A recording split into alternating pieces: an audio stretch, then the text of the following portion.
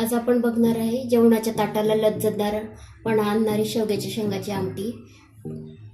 आमटीवर तुपाची धार आणि भात, गरम भातावर आमटी आणि त्याच्यावर तुपाची धार असेल तर आता उन्हाळ्यामध्ये तुम्ही जेवण जात नसेल तर ही 2 चपात्या एक्स्ट्रा खाऊ शकता. इतकी आमटी ती चविष्ट होते. नमस्कार, PS किचनमध्ये आपल्या सर्व मैत्रिणींचं पुन्हा एकदा स्वागत आहे. तर आज आपण करणार आहे शेवग्याच्या शेंगाची मस्त आमटी. तर प्रथम त्याच्यासाठी आपण तुरीची डाळ शिजवून घेणार आहे. तुरीची डाळ शिजवण्यासाठी लागणारं साहित्य आपण बघूया. मी 2 माणसांसाठी बनवते. तर तुरीची डाळ ही छोटी वाटी अर्धी घेतलेली आहे आणि ती स्वच्छ धुवून त्याला जेवढं लागतं तेवढं पाणी घेतले. परत नंतर छोटा चमचा हिंग आणि छोटा चमचा हळद घेतलेली आणि एक छोटा अर्धा टोमॅटो आपण चिरून घेतलेला आहे. आपण हे सर्व जिन्नस आता डाळीमध्ये टाकणार आहे. शिजतानाच सर्व या गोष्टी टाकायच्या.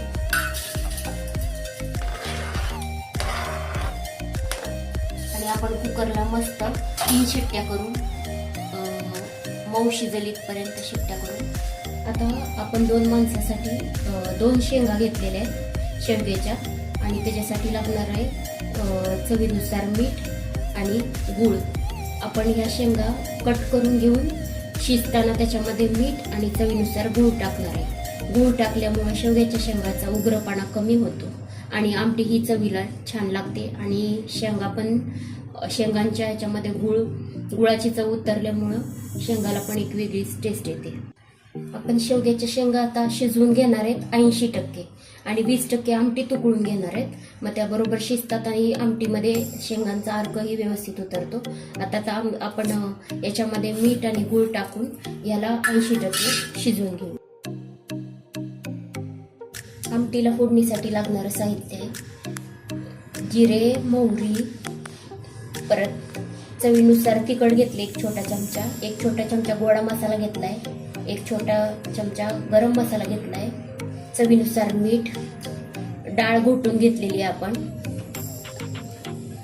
कोथिंबीर, कढीपत्ता आणि 1 छोटा टोमॅटो चिरून घेतलेला आहे. तुम्ही टोमॅटो एकदा डाळीमध्ये शिजवून बघा. असा डाळीला खूप छान चव येते. फोडणीचं वरण असो किंवा आमटी असो, कुठल्याही डाळ तुरीची फोडणी करताना तुम्ही एकदा टोमॅटो असं टाकून बघा. डाळीला आणि त्या पदार्थाला एक छान चव येते. आता आपण फोडणीसाठी 1 छोटी पळी तेल टाकलेलं आहे. त्याच्यामध्ये आता आपण टाकूया मोहरी आणि जिरे. ते चांगले तडतडून द्यायचे आणि एक साईडला आपण पाणी आमटीसाठी गरम करायला ठेवले. गार पाणी कधीच कोणत्याही आमटीला टाकायचं नाही, गरम पाणीच टाकायचं. परत त्याच्यामध्ये आपण टाकणार आहे टोमॅटो आणि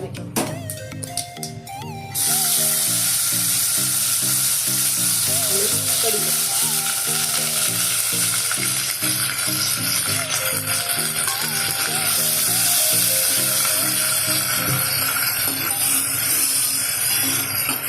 टोमॅटो चांगला आपण परतून घ्यायचं.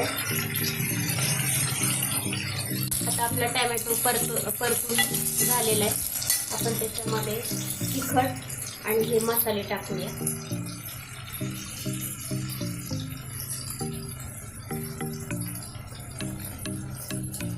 तिखट तुम्ही तुमच्या चवीनुसार कमी जास्त करू शकता. आमच्याकडे थोडं कमी तिखट लागतं त्यामुळे तिखट मी थोडंसं कमी टाकलेलं आहे. आणि शिवाय तिखट माझं थोडंसं तिखट पण आहे टेस्टला. आपण आता याच्यामध्ये ही डाळ शिजवून घेतलेली होती ती टाकणार आहे.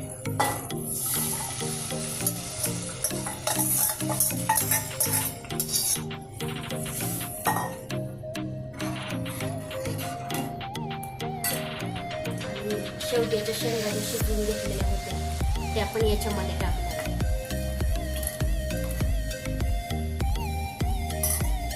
चवीनुसार जे मीठ काढलं होतं ते पण टाकणार आहे. आपण आमटीला किती घट्ट पातळ लागतं त्यानुसार आपण पाणी टाकून घेऊया. आणि वरणाचं जे पातेलं होतं ते आपण आहे ना असं मिसळून घेऊया. कोणतीही गोष्ट वाया जाऊ नये. आमटीला आपण किती कमी जास्त पाणी लागतं, किती घट्ट पातळ लागतं अशानुसार पाणी टाकून थोडंसं घेऊया. आपल्या गरजेनुसार आपण पाणी टाकायचं, किती पातळ लागतं किती घट्ट लागतं याच्यानुसार. आता आमटीला चांगली उकळी येऊन देऊया. त्याच्यामध्ये शेंगा पण शिजतात आहे आणि आमटी पण शिजते.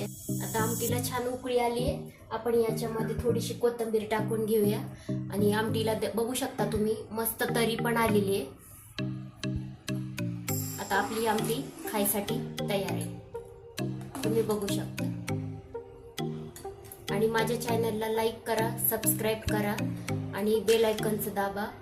तुम्हाला माझ्या सर्व नोटिफिकेशन्स मिळत जातील. आणि माझा व्हिडिओ पाहिल्याबद्दल तुम्हा सर्व मैत्रिणींचे धन्यवाद.